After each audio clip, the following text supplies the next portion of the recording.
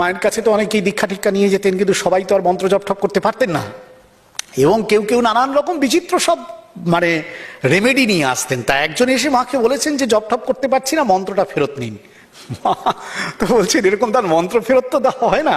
তো সে ছাড়বার পাত্র নয় মায়ের কাছে। মায়ের সংসার বুঝতেই পারছেন, রাধু, নলিনী, মাকু, কালী মামা, এ নিয়ে মায়ের সংসারের সুরবালা, এই নিয়ে মায়ের সংসারের মানে তুলনা খুঁজে পাওয়া ভালো। ওরকম সংসারে তো আমরা একদিনে পাগল হয়ে যেতাম, মা বলেই ছিলেন আর কি। যাই হোক, তো এসে মায়ের সংসারে তো এরকম আসবেই।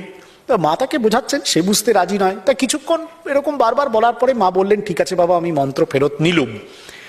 যেই বলা তখন ভক্তটির সম্বিত ফিরেছে। সে তখন বিচার করে বুঝতে পারছে যে এতক্ষণ তার কাছে মায়ের মন্ত্রটি ছিল, তার মানে মা তার গুরু ছিলেন, তার মানে মা তাকে গুরু হয়ে তার ইহকাল পরকাল সবকিছু রক্ষা করছিলেন। মা যদি মন্ত্রটি ফেরত নিয়ে নেন তাহলে আর তো মা তাকে রক্ষা করবেন না। তখন তার চেতনা ফিরেছে। সে বলছে, তবে কি মা আমি রসাতলে গেলুম? বলার সঙ্গে সঙ্গে মায়ের রূপ পাল্টে গেল। গম্ভীর স্বরে বলে উঠলেন, কি আমার ছেলে হয়ে তুমি রসাতলে যাবে?